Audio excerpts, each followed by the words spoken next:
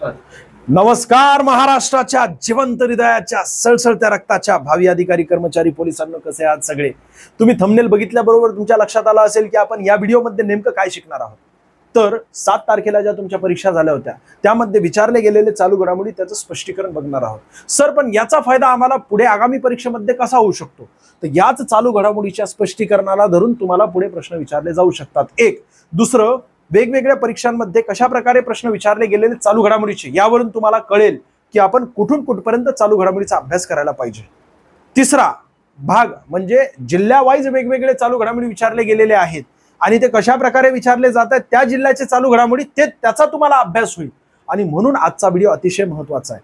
त्याचसोबत आज जर तुम्हाला हे व्हिडिओ किंवा तुमचा प्रतिसाद चांगला असेल, जास्तीत विद्यार्थ्यांनी समजा सांगितलं तसं कमेंट्समध्ये की अशीच सिरीज कंटिन्यू करा, तर आपण सर्व काही जिल्ह्यांचे चालू घडामोडी अशाच प्रकारे कव्हर करणार आहोत. पहिलं, अहमदनगर जिल्हा जो आहे त्यामध्ये झालेली आता 7 तारखेला जी परीक्षा होती पोलीस भरती, त्यावरील पहिला प्रश्न आहे चालू घडामोडीचा T20 क्रिकेट वर्ल्ड कप 2024. किती लेटेस्ट प्रश्न आहे बघा. म्हणजे 7 तारखेला परीक्षा झाली आणि काही दिवसांपूर्वीच म्हणजे एका आठवड्यापूर्वीच T20 क्रिकेट वर्ल्ड कप झालेले मित्रांनो, आणि त्यावर लगेच तुम्हाला प्रश्न विचारलाय. म्हणजे मागील आठवडे 10 दिवसापर्यंतचं चालू घडामोडी तुम्हाला विचारलं जात आहे. हे एक महत्वाचं आहे बघा. T20 क्रिकेट वर्ल्ड कप 2024 साठी खालीलपैकी कोणता देश यजमान होता? याचं योग्य उत्तर आहे पर्याय क्रमांक 4 अमेरिका. अमेरिकेसोबतच वेस्ट इंडिज सुद्धा होता. दोघांनी मिळून संयुक्तरित्या यजमानपद स्वीकारलेलं आहे. महत्वाचं म्हणजे विजेतेपद कोण आहे? भारत देशाने विजेता प्राप्त आहे. म्हणजे चॅम्पियन कोण आहे T20 वर्ल्ड कपचा? तर भारत आहे. म्हणून आपल्याला वेगवेगळ्या परीक्षांमध्ये वर्षभर यावर प्रश्न विचारला जाईल. काय काय प्रश्न विचारला जाऊ शकतो? तर T20 वर्ल्ड कपची सुरुवात केव्हा झाली? 2007 ला. पहिला T20 वर्ल्ड कप कोणी जिंकलेला आहे? तर भारताने जिंकलेला आहे. भारताने किती वेळा T20 वर्ल्ड कप जिंकलेला आहे? तर एकूण 2 वेळा जिंकलेला आहे. पहिल्यांदा MS धोनी यांच्या नेतृत्वामध्ये भारत टीमने T20 वर्ल्ड कप जिंकला होता. आता 2024चं नेतृत्व कोण म्हणजे कर्णधार कोण होते? तर रोहित शर्मा. महत्वाचं म्हणजे रोहित शर्मा यांनी T20 वर्ल्ड कप नंतर रिटायरमेंट घोषित केलेली. त्यांच्यासोबत सगळ्यांना माहिती विराट कोहली यांनी सुद्धा T20 वर्ल्ड कप मधून रिटायरमेंट घोषित केलेली. उपविजेता कोण आहे?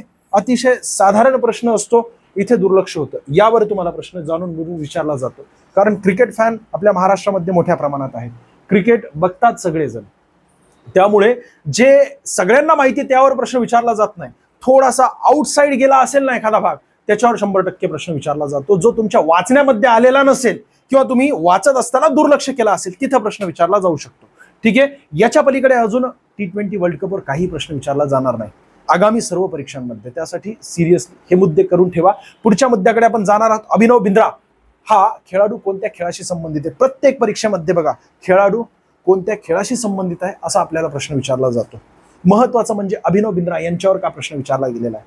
त्याचं कारण असं आहे मित्रांनो, पहिल्यांदा आपल्याला एकेरीमध्ये गोल्ड मेडल ज्यांनी मिळवून दिलेलं आहे ऑलिम्पिकमध्ये ते म्हणजे अभिनव बिंद्रा आहेत आणि ते नेमबाजीशी संबंधित आहेत. पर्याय क्रमांक 2 या प्रश्नाचं योग्य उत्तर इथे तुम्हाला इमेजमध्ये दिसत आहेत बघा. अभिनव बिंद्रा हा खेळाडू नेमबाजी या खेळाशी संबंधित आहे. ऑलिम्पिकमध्ये भारतातर्फे पहिले वैयक्तिक सुवर्ण पदक आहेत मित्रांनो.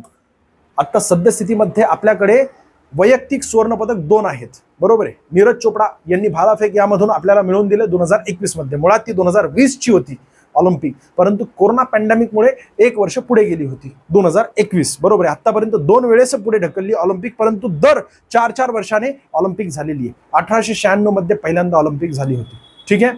महत्वाचं या ठिकाणी काय आहे तर ऑलिम्पिकमध्ये आपण 2 वेळेस सुवर्ण पदक मिळवलेले एकेरीमध्ये. तसं तर आपण हॉकी या खेळामध्ये जर विचार केला तर संपूर्ण टीमने आपल्याला एकूण 8 वेळा गोल्ड मेडल मिळवून दिलेलं आहे, परंतु एकेरीमध्ये 2च आहेत.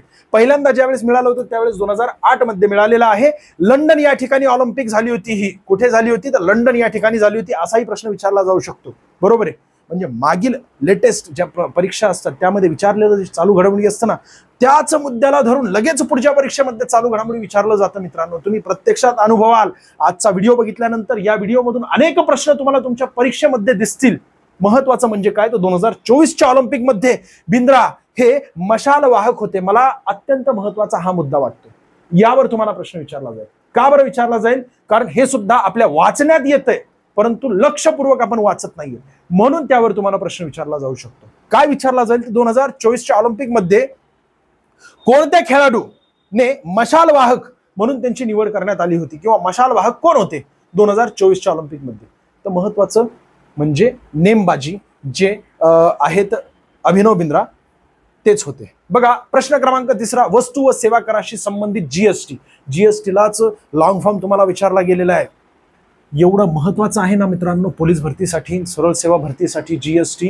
हे किती तारखेला लागू झाला, कोणती घटना दुरुस्ती होती, कोणतं घटना दुरुस्ती विधेयक होतं आणि याचं लॉंग फॉर्म सुद्धा विचारलं गेलेलं आहे. राष्ट्रपतींनी किती तारखेला सही केली हे सुद्धा विचारलं गेलेलं आहे. जीएसटी एकूण विचारात घेतलं तर हे अप्रत्यक्ष कर आहे. राज्यांनी एकूण किती, तर 9 राज्यांचे अप्रत्यक्ष कर आणि केंद्राचे 8 अप्रत्यक्ष कर, एकूण 17 अप्रत्यक्ष कर जे आहेत की नाही ते समाविष्ट करण्यात आले जीएसटी मध्ये. याचं नाव आहे गुड्स अँड सर्व्हिस टॅक्स. पर्याय क्रमांक 4 हे योग्य उत्तर आहे. बघा घटना दुरुस्ती विधेयक वेगळं असतं आणि घटना दुरुस्ती हे वेगळं असतं. घटना दुरुस्ती विधेयक जे आहे ना ते होतं 121वं घटना दुरुस्ती विधेयक लोकसभेमध्ये, त्यानंतर राज्यसभेमध्ये पारित झाल्यानंतर राष्ट्रपतींनी त्यावर सही केली. याचा अर्थ ते काय, राज्य घटनेमध्ये दुरुस्ती कन्फर्म झाली, बरोबर आहे, सँक्शन झालं, दोन्हीही सभागृहांनी मान्यता दिली, त्यानंतर घटना दुरुस्ती झाली. पण आतापर्यंत विधेयक आहे, आता याचं रूपांतर कशामध्ये झालेलं आहे, घटना दुरुस्तीमध्ये, अमेंडमेंट मध्ये झालेले, म्हणून 101वी घटना दुरुस्ती असं त्याला म्हटलं जातं. ठीक आहे. मग पर्याय क्रमांक 4 याचं योग्य उत्तर आहे. अधिक माहितीमध्ये वस्तू व सेवा कर हा एक अप्रत्यक्ष कर आहे. एकूण विचारात घेतलं तर 17 प्रकारचे अप्रत्यक्ष कर यामध्ये समाविष्ट करण्यात आलेले आहेत. हा कर भारतात सर्वप्रथम 1 जुलै 2017 पासून लागू करण्यात आलेला आहे. या संदर्भात 101वी घटना दुरुस्ती कायदा संमत करण्यात आलेला आहे, बरोबर आहे. म्हणजे कायदा त्या आपल्या राज्य घटनेमध्ये पूर्णपणे दुरुस्ती झाली. एक टिंब जरी काढायचं असेल, म्हणजे फुल स्टॉप किंवा कॉमा जरी आपल्याला बदलायचं असेल तरी सुद्धा आपल्याला लोकसभेची परवानगी असणं गरजेचं आहे, राज्यसभेची असणं गरजेचं, शेवटी राष्ट्रपतींनी त्याला संमती देणं गरजेचं आहे. एवढं सगळं झाल्यानंतर घटना दुरुस्ती होते आणि एकदा पूर्ण घटना दुरुस्ती झाली तर ती किती वेळा, तर 101 वेळा घटना दुरुस्ती झाली. 101 वेळा ज्यावेळेस घटना दुरुस्ती झाली ते 101वी घटना दुरुस्ती होती जीएसटी. ठीक आहे. पुढे जाऊया.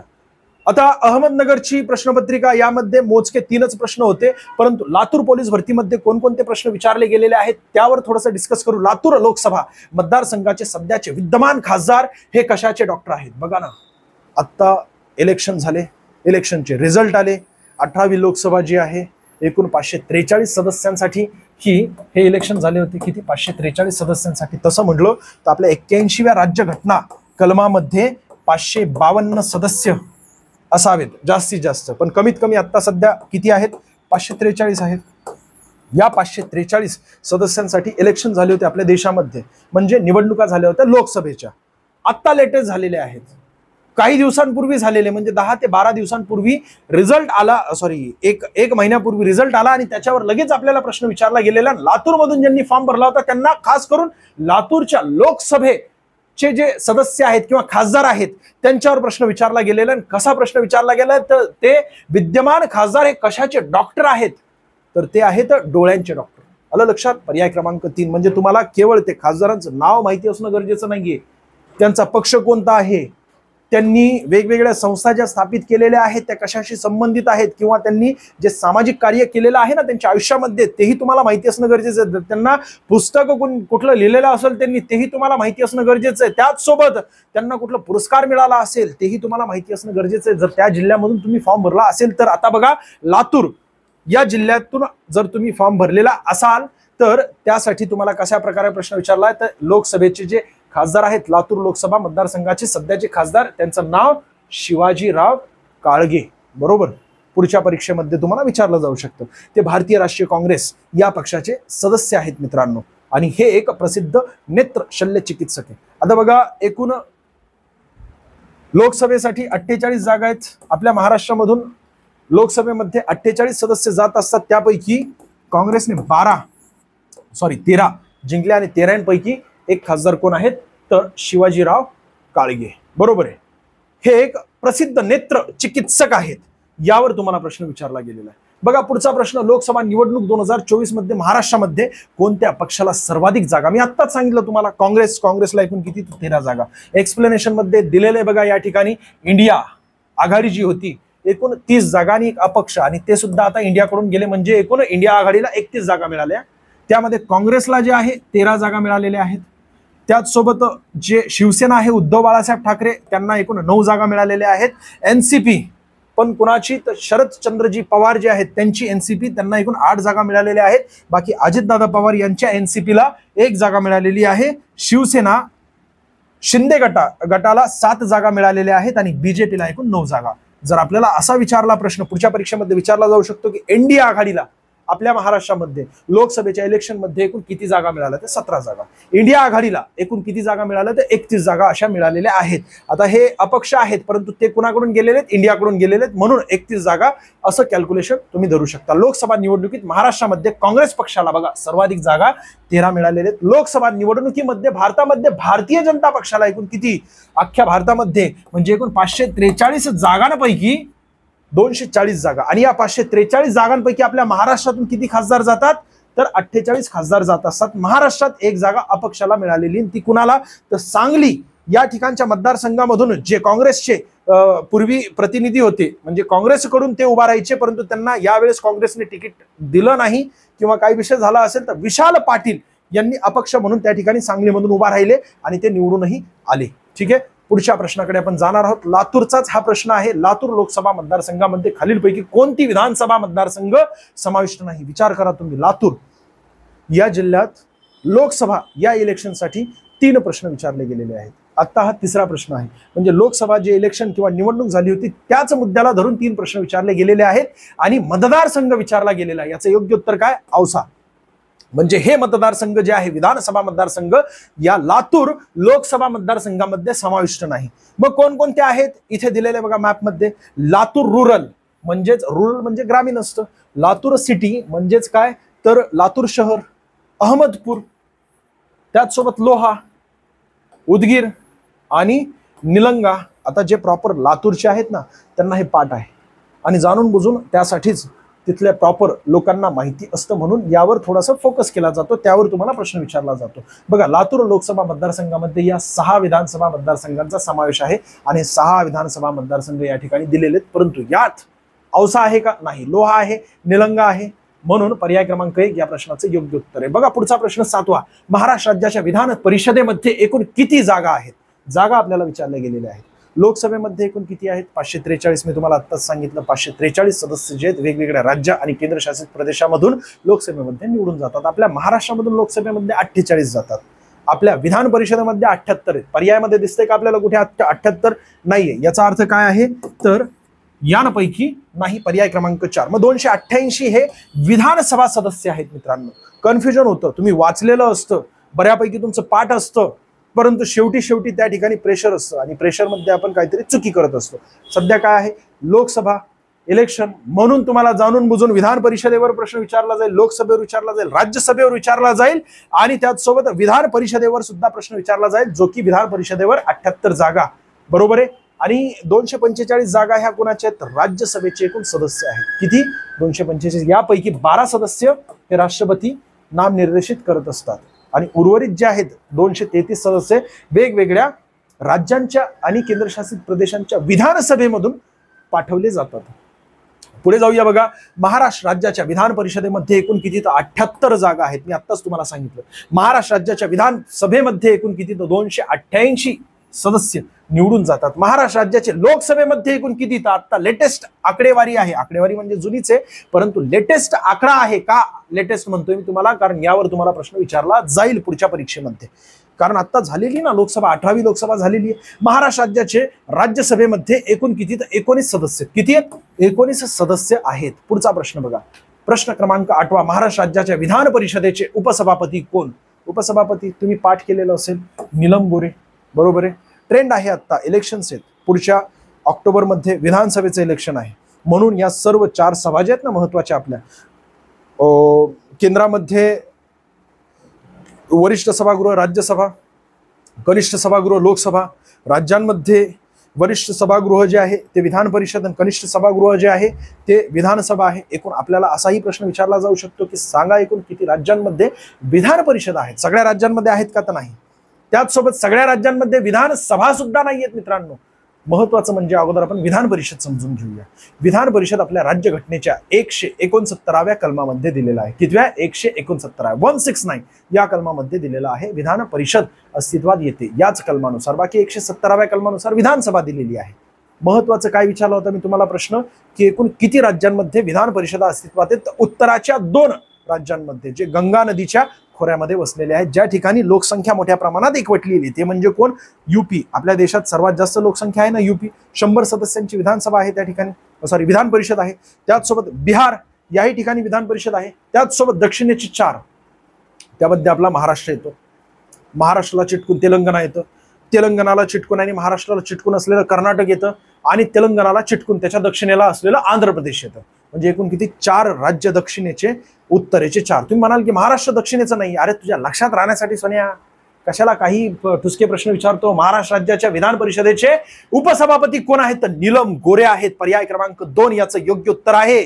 विधानसभा सभापती आपल्याला विचारले जाऊ शकतात. जर आपल्याला उपसभापती विधान परिषदेचे विचारतायत, याचा अर्थ सभापती सुद्धा विचारले जाऊ शकतात विधानसभेचे. राहुल नार्वेकर. विधान परिषदेचे उपसभापती नीलमताई गोरे आहेत. विधानसभा विरोधी पक्ष नेते आपल्याला विचारलं तर विजय वडेट्टीवार आहे. आणि विधान परिषद विरोधी पक्ष नेते कोण आहेत? अंबादास दानवे आहेत. करेक्ट. मग पुढच्या प्रश्नाकडे आपण जाणार आहोत. पुढचा प्रश्न तुमच्यासाठी आहे, तुम्ही स्वतः याचं उत्तर द्यायचं. लवकर कमेंट्स करायची आहे, लवकर कमेंट्स करा. योग्य उत्तर काय आहे याचं बघा. 9वा प्रश्न, महाराष्ट्र राज्याचे किंवा च्या विद्यमान मुख्य सचिव कोण आहेत? सुजाता सैनिक, नितीन करीर, मनोज सैनिक. सगळी नावं वाचलेली आहेत, बरोबर आहे की नाही? 100% कन्फ्युजन होऊ शकतं. पण मुख्य सचिव या परीक्षेमध्ये का विचारलं गेलेलं आहे? त्याच्या मागचं कारण म्हणजे पहिल्या महिला आहेत, बरोबर आहे की नाही? पर्याय क्रमांक 1. आणि महत्वाचं म्हणजे सुजाता सैनिक आणि मनोज सैनिक बरोबर पती पत्नी आहेत. आणि या दोघेही म्हणजे मनोज सैनिक हे सुद्धा आपल्या महाराष्ट्राचे मुख्य सचिव म्हणून त्यांनी कार्य केलेले जोडी आहे म्हणून विचारलं जातं. CJI chief justice of India DY Chandrachud यांची ज्यावेळेस नियुक्ती झाली होती आपल्या एवढ्या मोठ्या पदावर, म्हणजे सर्वोच्च न्यायालयाचे प्रमुख न्यायाधीश, सर्वोच्च न्यायाधीश CJI म्हणून DY चंद्रचूड यांची नियुक्ती झाली होती, त्यावेळेस त्यांच्या वडिलांबाबत माहिती विचारली होती परीक्षेमध्ये. का विचारली होती? कारण YV चंद्रचूड हे सुद्धा CJI होते, त्याच पदावर त्याच खुर्चीवर बसले होते. महत्वाचं म्हणजे सर्वाधिक काळ YV चंद्रचूड यांनी CJI हे पद भूषविलेलं आहे, त्यामुळे त्यांच्या वडिलांबाबत तुम्ही काय करत असता? सध्याचे जे आहेत त्यांच्याबाबत पाठ करता, पण यापूर्वी जीके मध्ये विचारलं जातं जनरल नॉलेज, त्यांच्याशीच संबंधित त्यांचा इतिहास किंवा त्यांच्याशी संबंधित असलेला जो काही भाग आहे तो चालू घडामोडीला धरून विचारला जातो. मग पुढे जाऊया बघा. पुढचा मुद्दा काय आहे? तर सुजाता सैनिक तुम्हाला दिसत आहेत इमेज मध्ये, पहिल्या महिला मुख्य सचिव आहेत, ते आपल्या महाराष्ट्राच्या म्हणून या परीक्षेमध्ये विचारलं गेलेलं आहे. त्यांचे पती मनोज सैनिक हे देखील राज्याचे मुख्य सचिव होते, जोडी आहे म्हणून तुम्हाला विचारलं जाऊ शकतं. आणि पुढच्या परीक्षेमध्ये अजून काय विचारलं जाऊ शकतं यावर कन्फर्मेशन आहे, म्हणजे वाटतंय की इथे विचारलं जाऊ शकतं की त्या कितव्या मुख्य सचिव आहेत? तर त्या 49व्या आहेत. ठीक आहे, मुद्द्याला धरूनच विचारलं जातं, फक्त तुम्हाला अनालिसिस करायचंय मित्रांनो. भारताचे राष्ट्रपती महोदया या कोणत्या राज्याच्या आहेत? अनेकदा प्रश्न विचारला गेलेला आहे. का विचारला गेलेला आहे? कारण पहिल्या महिला राष्ट्रपती म्हणजे पहिल्या महिला आदिवासी राष्ट्रपती आहेत त्या, दुसऱ्या महिला आहेत परंतु पहिल्या महिला आदिवासी राष्ट्रपती आहेत ओरिसाच्या त्या. महत्वाचं म्हणजे मित्रांनो झारखंड राज्याच्या पहिल्या महिला राज्यपाल सुद्धा आहेत, यावरही तुम्हाला प्रश्न विचारला जाऊ शकतो आगामी परीक्षेमध्ये. त्या ओरिसा राज्याच्या आहेत आणि 52व्या कलमामध्ये राष्ट्रपती पदाबाबत माहिती दिलेली आहे. 60व्या कलमामध्ये त्यांच्या शपथेबाबत माहिती दिलेली. सर त्यांची शपथ का आम्ही लक्षात ठेवायची? त्याचं कारण असं आहे की सर्व महत्वाची पदे जी आहेत की ना आपल्या देशाची, त्यांच्यासाठी परिशिष्ट 3 मध्ये शपथेचा नमुना दिलेला आहे आणि तोच शपथेचा नमुना सर्वांना एकच असतो. परंतु राष्ट्रपती, उपराष्ट्रपती आणि राज्यपाल यांचे कर्तव्य वेगवेगळे असतात आणि म्हणून त्यांच्या शपथेचे नमुने वेगवेगळे असतात. या ठिकाणी 60व्या कलमामध्ये राष्ट्रपतींबाबत दिलेला आहे शपथेबाबत. 69व्या कलमामध्ये 69 मध्ये उपराष्ट्रपती यांच्या शपथेबाबत तरतूद केलेली. जगदीप धनखडे आपले उपराष्ट्रपती आहेत 14वे. आणि महत्वाचं म्हणजे 159 या कलमामध्ये 159 या कलमामध्ये राज्यपाल किंवा गव्हर्नर यांच्या शपथेचा नमुना दिलेला आहे. त्यांचे कर्तव्य वेगवेगळे असल्यामुळे केवळ 3च लोकांसाठी वेगळी तरतूद केलेली आपल्या राज्यघटनेच्या वेगवेगळ्या कलमांमध्ये. ठीक आहे, बाकी संविधानाच्या कलम 72 मध्ये. आणि अजून महत्वाचं काय, 72 मध्ये सहज बोलून गेलो 72, लगेच आपल्याला समजायला पाहिजे 72 या कलमामध्ये राष्ट्रपती द्रौपदी मुर्मूजी दया याचनासाठी जे 72वा कलम आहे त्यांच्याशी संबंधित आहे. पुढच्या मुद्द्याकडे आपण जाणार. भारताच्या लोकसभेचे स्पीकर कोण आहेत? स्पीकर आपल्याला विचारले, लोकसभेचे विचारले. बरं, लोकसभेचेच का विचारलेलं आहे, राज्यसभेचं का विचारलेलं नाहीये? तर लोकसभेचं आत्ताच 18वी लोकसभा होती. ठीक आहे, आणि दुसऱ्यांदा ते ओम बिर्ला निवड त्यांची झालेली, म्हणून त्यांच्यावर प्रश्न विचारलाय. त्यांची इमेज या ठिकाणी तुम्हाला दिसत आहे. ओम बिर्ला हे 18व्या लोकसभेचे स्पीकर आहेत. ते राजस्थान मधील कोटा हे पाठ करा. कोटा लोकसभा मतदारसंघाचे खासदार आहेत. कुठले आहेत यावर प्रश्न विचारला जाऊ शकतो. जगदीप धनखड हे राज्यसभेचे सभापती आहेत आणि राज्यसभेचे सभापती म्हणजेच ते पदसिद्ध काय असतात, उपराष्ट्रपती असतात. ठीक आहे. बाकी पुढचा मुद्दा सलग दुसऱ्यांदा बिर्ला हे लोकसभेचे स्पीकर झालेले आहेत म्हणून महत्वाचा आहे. ठीक आहे. पुढचा 12वा प्रश्न, अटल सेतू खालील कोणत्या 2 जागांना जोडतो? तुम्ही पार एकदम अटल सेतू तारीख उद्घाटन वगैरे सगळं पाठ केलं, अतिशय साधारण असा ठुसका प्रश्न विचारला जातो. पण तुम्ही काय करता, मागच्या प्रश्नपत्रिका अनालिसिस करत नाही. तुम्हाला जायचं असतं चंद्रावर आणि तुम्ही अभ्यास करता मंगळाचा. उपयोग आहे का रे सोन्या असं काही? बरोबर आहे की नाही? एखाद दिवशी अतिशय भयानक परिस्थिती होऊन जाईल, कळणार सुद्धा नाही की नेमकं काय घडत आहे तुझ्यासोबत. दक्षिण मुंबई व नवी मुंबई म्हणजे पाठांतराची एवढी घाण सवय लागलेली आहे, तुझ्या स्वतःचं नाव तू विसरून जाशील सोन्या, पप्पांचं नाव सुद्धा विसरून जाशील तू. अशी परिस्थिती स्वतःवर ओढून घेऊ नकोस. फक्त प्रश्नपत्रिका अनालिसिस कर. अनालिसिस करून थोडा स्मार्ट वर्क कर. 100 पुस्तकं वाचण्यापेक्षा एकच पुस्तक वाच, पण चांगलं वाच. 100 मुद्दे पाठ करण्यापेक्षा 10च मुद्दे पाठ करायचे, पण ते रामबाणच लागायला पाहिजे. 100% तिथं यायलाच पाहिजे. आणि त्यासाठी हे महत्वाचं आहे सेशन. प्रश्न 12वा बघा, अटल सेतू खालील कोणत्या 2 जागांना जोडतोय? दक्षिण मुंबई व नवी मुंबई. बरोबर आहे की नाही? उत्तर काय? पर्याय क्रमांक 1. आणि अवघड प्रश्न असला किंवा थोडासा पाठांतराचा असला, पर्याय 1 किंवा पर्याय 2 हेच उत्तर असतं. पर्याय 3 आणि 4 पर्यंत जाऊनच देत नाहीत ते. त्यांना माहिती आहे तुम्हाला गोळ्या मारायच्या आहेत, त्यांना माहिती आहे तुम्हाला आरोपी धरायचे. हे पाठ करायचे का? कुणी धरून विचारणार आहे का तुला सोन्या? अरे तुझं काम वेगळं आहे, पण तुझ्यामध्ये नॉलेज आहे की नाही, तू पात्र आहेस की नाही ते बघण्यासाठी ही फक्त एक पात्रता परीक्षा आहे. बघा, दक्षिण मुंबई व नवी मुंबई, अटल सेतू हा देशातील सर्वात लांब सागरी सेतू असल्यामुळे तुला धरू विचारलं गेलेलं आहे. बाकी काय नाही. अटल सेतूची एकूण लांबी किती? 21.8 किलोमीटर आहे. तू लांबी पाठ करतोयस, महत्वाची आहे, विचारलं जाऊ शकतं. अटल सेतू दक्षिण मुंबईमधील शिवडी नावाशेवा कुठे? नवी मुंबईमध्ये आहे. या मार्गादरम्यान बांधण्यात आलेले आहे, शिवडी ते नावाशेवा. ठीक आहे. बाकी धुळे पोलीस भरती, आता बघा आतापर्यंत आपण मागची बघितली, आता धुळे पोलीस भरती जी आहे यामध्ये नेमके कोणकोणते प्रश्न विचारले गेलेले आहेत ते बघणार आहोत. चालू घडामोडीचे 13वा प्रश्न बघा, कोणत्या अभिनेत्याला महाराष्ट्र भूषण पुरस्कार मिळालेला आहे? तर याचं योग्य उत्तर आहे अशोक सराफ. आत्ताच लेटेस्ट आहे की नाही, 2024 मध्ये दिला गेला. 2023चा महाराष्ट्र भूषण पुरस्कार आपल्या महाराष्ट्रातील सर्वोच्च पुरस्कार आहे. ज्याप्रमाणे भारतरत्न पुरस्कार आहे की नाही, 1954 मध्ये भारतरत्न पुरस्काराची सुरुवात झाली होती. आपल्या देशातील सर्वोच्च पुरस्कार कोणता? तर भारतरत्न पुरस्कार आहे. मग पहिला कुणाला दिला, लेटेस्ट कुणाला दिला? बरोबर आहे, यावर प्रश्न विचारला जातो. त्याच प्रकारे महाराष्ट्रातील सर्वोच्च पुरस्कार कोणता आहे? महाराष्ट्र भूषण पुरस्कार. महाराष्ट्र उद्योग रत्न पुरस्कार सुद्धा महत्वाचा आहे बरं का. आत्ताचा लेटेस्ट पुरस्कार जो रतन टाटा यांना देण्यात आलेला आहे, त्यावरही तुम्हाला प्रश्न विचारला जाऊ शकतो. महाराष्ट्र भूषण पुरस्काराकडे घेऊया. 1996 मध्ये या पुरस्काराची सुरुवात झालेली आहे. पहिला पुरस्कार पु ल देशपांडे यांना देण्यात आलेला आहे. पहिल्या महिला ज्यांना हा पुरस्कार देण्यात आला होता त्या म्हणजे लता मंगेशकर, ज्यांना 1997 मध्ये महाराष्ट्र भूषण पुरस्कार देण्यात आलेला आहे. महत्वाचं म्हणजे सोन्या, 2022 मध्ये आप्पासाहेब धर्माधिकारी यांना महाराष्ट्र भूषण पुरस्कार दिला होता की नाही? यापूर्वी त्यांच्या पप्पांना सुद्धा, त्यांच्या वडिलांना सुद्धा देण्यात आलेला आहे. नानासाहेब धर्माधिकारी पिता पुत्र जोडी असल्यामुळे 100% तुम्हाला प्रश्न विचारला जातो. त्याच सोबत यावेळेस अशोक सराफ यांना देण्यात आलेला आहे. 2 बहिणी ज्यांना महाराष्ट्र भूषण पुरस्कार दिला किंवा बहिणींची जोडी, ते म्हणजे कोणत्या आहेत? तर आशा भोसले आणि लता मंगेशकर. पहिल्या महिला ज्यांना महाराष्ट्र भूषण पुरस्कार दिला गेला होता ते आहेत लता मंगेशकर. 1997 मध्ये देण्यात आलेला आहे. आणि पहिला महाराष्ट्र भूषण पुरस्कार कोणाला दिला होता? तर ते आहेत पु ल देशपांडे. महाराष्ट्र भूषण पुरस्कारामध्ये मानधन किती असतं असा जर आपल्याला प्रश्न विचारला मित्रांनो, तर मानधन या ठिकाणी दिलेले 25 लाख रुपये असतं. प्रसिद्ध अभिनेते अशोक सराफ यांना 2024चा महाराष्ट्र भूषण पुरस्कार देण्यात आलेला आहे. 2022चा महाराष्ट्र भूषण पुरस्कार ज्येष्ठ निरूपणकार आप्पासाहेब धर्माधिकारी यांना देण्यात आलेला आहे. त्यांच्या वडिलांचं नाव आहे नानासाहेब धर्माधिकारी, त्यांना सुद्धा हा पुरस्कार देण्यात आलेला आहे. मित्रांनो महत्वाचं आहे, महाराष्ट्र भूषण पुरस्काराची सुरुवात 1995 मध्ये झाली, परंतु 1996 ला पहिल्यांदा पुरस्कार दिला गेला आणि तो कुणाला दिला गेलेला आहे? तर पु ल देशपांडे यांना देण्यात आलेला आहे. पुरस्काराचे स्वरूप 25 लाख रुपये आहे. नॅशनल रोड सेफ्टी पंधरवडा 2024 ची थीम काय होती? बी रोड सेफ्टी हिरो. अरे सोन्या, हिरो एवढं जरी लक्षात ठेवलं तू तरी तुझ्या लक्षात राहतं. आणि 100% मी मागच्या सेशन मध्ये सांगितलं होतं यावर प्रश्न येणार म्हणजे येणार, आणि आला की नाही सोन्या? 100% फार महत्वाचा आहे. राष्ट्रीय रस्ते सुरक्षा सप्ताह दरवर्षी 11 ते 17 जानेवारी या कालावधी दरम्यान साजरा केला जातो. किती? 11 ते 17 जानेवारी, बरोबर. राष्ट्रीय सुरक्षा सप्ताह 2024 ची थीम काय होती? Be a road safety hero, रस्ते सुरक्षा नायक व्हा.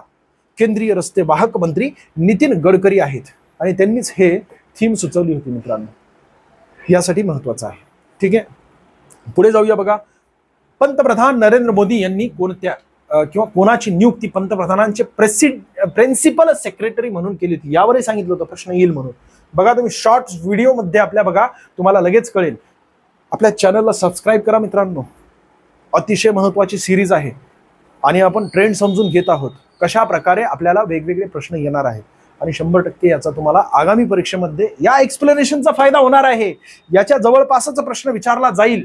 पंतप्रधान नरेंद्र मोदी यांनी कोणाची नियुक्ती पंतप्रधानांचे प्रिन्सिपल सेक्रेटरी म्हणून केलेली इमेज दिसते तुम्हाला. डॉक्टर PK मिश्रा यांची नियुक्ती केली principal secretary to the prime minister chair high level task force meeting on air pollution in Delhi NCR. Narendra Modi यांनी तिसऱ्यांदा भारताचे पंतप्रधान म्हणून त्यांनी शपथ घेतली. एकूण किती लोकांनी तिसऱ्यांदा किंवा तीनदा भारताचे पंतप्रधान म्हणून शपथ घेतली? तर 2च लोकांनी. पहिले आहेत पंडित जवाहरलाल नेहरू, दुसरे आहेत आपले नरेंद्र मोदी. नरेंद्र मोदी यांनी पंतप्रधान पदाची शपथ 9 जून 2024 ला घेतली. तारीख फार महत्वाची बरं का, ही तारीख लक्षात ठेवा. पोलीस भरतीला असलेच प्रश्न असतात तर तारीख विचारली जाऊ शकते. किती तारखेला त्यांनी शपथ घेतली? पंतप्रधानांचे प्रिन्सिपल सेक्रेटरी म्हणून डॉक्टर PK मिश्रा यांचे नियुक्ती करण्यात आलेली आहे. पंतप्रधानांनी राष्ट्रीय सुरक्षा सल्लागार म्हणून अजित डोवाल यांची पुन्हा एकदा किती तर तिसऱ्यांदा नियुक्ती केलेली आहे. ठीक आहे, पहिल्यांदा त्यांनी 2014 मध्ये केली होती, आता पुन्हा तिसऱ्यांदा केलेली आहे. पुढे जाऊया बघा. दिव्यांग मंत्रालय स्थापन करणारे, हे तर 100% येणार म्हणजे येणार सांगितलं होतं. महाराष्ट्र पहिलं राज्य आहे ज्यांनी दिव्यांग मंत्रालय स्थापित केलेलं आहे. महत्वाचं काय बघा याबाबत, तर या ठिकाणी तुम्हाला इमेज दिसते. दिव्यांग मंत्रालय स्थापन करणारे पहिले राज्य कोणते? महाराष्ट्र. अंधत्व नियंत्रणासाठी धोरण राबवणारे देशातील पहिले राज्य, यावरही प्रश्न विचारला जाऊ शकतो. हे 2024 चे अपडेट आहे. राजस्थान. त्याचसोबत आरोग्य विधेयक जाहीर करणारे देशातील पहिले राज्य, हे सुद्धा राजस्थानच आहे. आरोग्य हक्क, बरोबर आहे ना. तुम्हाला right to health, right to education माहिती आहे. RT, राईट टू इन्फॉर्मेशन म्हणजे तुमचा अधिकार आहे इन्फॉर्मेशन मिळवायचा, तुमचा अधिकार आहे. राईट टू एज्युकेशन म्हणजे शिक्षण घ्यायचा, कमीत कमी प्राथमिक शिक्षण हक्काचं आहे तुमच्या. त्याचसोबत तुमचा अधिकार आहे चांगलं आरोग्यमान जीवन जगायचं. हे आपल्या राज्यघटनेच्या 19व्या कलमात दिलेलं आहे बरं का. 21व्या कलमात जीविताचा अधिकार आहे. त्यामध्ये स्वच्छ हवा, स्वच्छ पिण्याचं पाणी मिळवून द्यायचं काम कोणाचं आहे? सरकारचं आहे, तिथल्या कॉर्पोरेशनचं आहे. आणि त्याचसोबत राजस्थानने काय केलेलं आहे? या ठिकाणी आरोग्य विधेयक जाहीर करून राईट टू हेल्थ विधेयकाला नाव दिलेलं आहे. महिला धोरण जाहीर करणारं पहिलं राज्य. सोन्या, तुला माहितीये यापूर्वी लई वेळा प्रश्न विचारलेला आहे. हा प्रश्न चुकला तर तुझा अधिकारच नाहीये तुझा, म्हणजे तुलाच माहिती कशाचा अधिकार नाहीये तुझा. 17वा प्रश्न बघा. श्रीमंती रक्षा खडसे, सॉरी इथं श्रीमती आहे, माझ्याकडून उच्चार चुकीचा झाला. श्रीमती रक्षा खडसे खासदार यांना केंद्रीय मंत्रिमंडळात कोणते राज्यमंत्रीपद देण्यात आलेलं आहे? बघा आपल्या महाराष्ट्रात आता लोकसभेच्या जे खासदार निवडून गेलेले आहेत वेगवेगळे, त्यांना मंत्रिपद दिलेलं आहे. जसं की पुण्याचे आहेत खासदार, त्यांना सुद्धा मंत्रिपद दिलेलं आहे. तुम्हाला माहिती आहे सहकार राज्य सहकार मंत्री आहेत ते, तर त्यांना जे आहेत या ठिकाणी युथ अफेअर्स अँड स्पोर्ट्स, पर्याय क्रमांक 1 याचं योग्य उत्तर आहे. या ठिकाणी तुम्हाला दिसते बघा युथ अफेअर्स अँड स्पोर्ट्स, युवा कार्यक्रम एवं खेल मंत्रालय मिनिस्ट्री, परंतु ते राज्यमंत्री आहेत मित्रांनो. क्रीडा व युवक कल्याण राज्यमंत्रीपद देण्यात आलेलं आहे. पुण्याचे खासदार मुरलीधर मोहोळ यांना जे आहे सहकार व नागरी हवाई वाहतूक रक्षा राज्यमंत्रीपद देण्यात आलेलं आहे. क्रीडा व युवक कल्याण कॅबिनेट मंत्री कोण आहेत? मनसुख मांडविया. तुम्हाला कमेंट्स करायची की मनसुख मांडविया हे कोणत्या लोकसभा मतदारसंघामधून लोकसभेमध्ये निवडून गेलेले आहेत? का कमेंट्स करायची ते तुम्हाला लगेच स्वतः कळेल की मी यांच्याबाबत कमेंट्स करायला का सांगितली, कारण ते आपल्या महाराष्ट्राचे, बरोबर आहे. Let me say it now म्हणजे आता मला बोलू द्या. Let me say it now या पुस्तकाचे लेखक कोण आहेत? तर राकेश मारिया, पर्याय क्रमांक 1. ठीक आहे, या ठिकाणी तुम्हाला पुस्तक दिसतंय Rakesh Maria, let me say it now. मग वेगवेगळे पुस्तक जे चर्चेमध्ये होते 2023-24 मध्ये, त्यावर तुम्हाला प्रश्न विचारला जाऊ शकतो. ट्रेंड बदलत नाहीत, साचा असतो तो कुल्फीचा साचा, बरोबर आहे. कुल्फी काढली, दुसरं त्या ठिकाणी पाणी टाकलं, अशा प्रकारे साचा असतो तो, साच्यामध्ये हे पुस्तक बसवतील लगेच ते, बरोबर, पुढच्या परीक्षेमध्ये. इथे बघा, लेट मी से इट नाव, राकेश मारिया आहेत, त्याचसोबत मॅडम कमिशनर. मग सर हेच पुस्तकं का बसवतील? अरे पोलीस डिपार्टमेंटशी संबंधित व्यक्ती आहेत ना ते, त्यामुळं त्यांच्याच बाबत तुम्हाला विचारलं जाणार आहे. ट्रेंड समजून घे सोन्या, बाकी तू जास्त डीप मध्ये जाऊ नकोस, एवढ्या डीप मध्ये जायची गरज नसते. अरे 100 पैकी 95 मार्क मिळवणं अवघड आहे का रे? नाही अवघड. इथे लक्ष दे, मॅडम कमिशनर मीरा बोरवणकर, किरण बेदी, आयडेअर आणि सदानंद दाते वर्दीतल्या माणसाच्या नोंदी हे पुस्तकं आहेत. याचं स्क्रीनशॉट मारून ठेवा. 100% यावर तुम्हाला पुढच्या परीक्षेमध्ये प्रश्न विचारला जाईल, किंवा हा सुद्धा प्रश्न डायरेक्टली रिपीट केला जाऊ शकतो. पुढच्या प्रश्नाकडे आपण जाऊया. 19वा प्रश्न, धुळे जिल्ह्यात किती विधानसभा क्षेत्र येतात? तर याचं योग्य उत्तर आहे मित्रांनो 5, पर्याय क्रमांक 2. तुम्ही स्वतः धुळे जिल्ह्यामधून जर फॉर्म भरला असेल तर आपल्या जिल्ह्याचे विधानसभा क्षेत्र लक्षात असणं गरजेचं आहे. जसं की साक्री आहे, त्यानंतर शिंदखेडा आहे, शिरपूर आहे, धुळे आहे, आणि त्याचसोबत धुळे शहर, धुळे ग्रामीण, म्हणजे या ठिकाणी धुळे शहर, धुळे ग्रामीण, त्यानंतर साक्री, सिंदखेडा आणि शिरपूर. इथे दिसते साक्री, सिंदखेडा, धुळे ग्रामीण आणि सिंदखेडा, शिरपूर. ठीक आहे. धुळे जिल्ह्याच्या खासदार कोण आहेत? शोभा बच्छाव. यांच्यावरही प्रश्न विचारला जाऊ शकतो. पुढे अजून कुठल्या जिल्हा निवड समितीमधून जर परीक्षा झाल्या तर यांच्यावर प्रश्न विचारला जाऊ शकतो. बाकी महाराष्ट्रात एकूण विधानसभा सदस्य संख्या किती? 288 आहेत. पुढच्या प्रश्नाकडे आपण जाणार आहोत. खालीलपैकी महाराष्ट्राचे राज्य फुलपाखरू कोणते आहेत? फार वेळा प्रश्न विचारला गेलेला आहे. ब्ल्यू मॉर्मॉन, पर्याय क्रमांक 3. ठीक आहे. केव्हा घोषित केलं? कमेंट्स करा. बाकी पुढची माहिती बघा. ब्ल्यू मॉर्मॉन जातीचे फुलपाखरू हे महाराष्ट्राचे राज्य फुलपाखरू आहे. इथे दिसतंय तुम्हाला. अतिशय महत्वाचा मुद्दा ज्यामुळे हा प्रश्न विचारला गेलेला आहे त्याचं कारण असं आहे मित्रांनो, मी शॉर्ट मध्ये सांगितलं होतं, शॉर्ट व्हिडिओज जे आहेत की ना आपले, त्यामध्ये सांगितलं होतं दांडपट्टा हे महाराष्ट्राचे राज्य शस्त्र आहे. त्याच मध्ये तुम्हाला दाखवून दिलं वाटलं सर, हे दोन्हीही इमेजेस मी तुम्हाला दाखवले होते आणि सांगितलं होतं की यावर प्रश्न विचारला जाऊ शकतो, पण हे सर्वांना माहिती असल्यामुळे यावर प्रश्न विचारला जाऊ शकतो किंवा यावर प्रश्न विचारला जाऊ शकतो. कारण आता जे आहे सिल्वर पॉपलेट 2023 मध्ये याला सुद्धा महाराष्ट्राचा राज्य मासा म्हणून घोषित करण्यात आलेला आहे. दांडपट्टा अतिशय महत्वाचा आहे, यावर 100% प्रश्न येईलच असं सांगितलं होतं, पण जर यावर प्रश्न नाही आला तर इथे किंवा इथे येऊ शकतो. बरोबर आहे. आणि इथे आला की नाही ब्ल्यू मॉर्मॉन, पर्याय क्रमांक याचं बघा 3 योग्य आहे. ठीक आहे. आता पुढचा प्रश्न जो आहे तो जळगाव पोलीस भरतीचा आहे आणि हे पुढील प्रश्न आपण बघणार आहोत. आता वेगवेगळे अनेक जिल्हे बाकी आहेत आणि त्याचसोबत यापूर्वी जे चालू घडामोडी आणि वेगवेगळी सिरीज ही कंटिन्यू ठेवायची की नाही तुम्हीच कमेंट्स करायचे, तुम्हीच सांगायचं आहे. जर सिरीज आवडत असेल तर रोज एक व्हिडिओ येईल, रोज, आणि 100% त्याचा तुम्हाला फायदा होईल. व्हिडिओ आवडला असेल तर लाईक करा, जास्तीत जास्त विद्यार्थ्यांना शेअर करा. काही चुकलं असेल तर मनापासून क्षमा असू द्या मित्रांनो. धन्यवाद.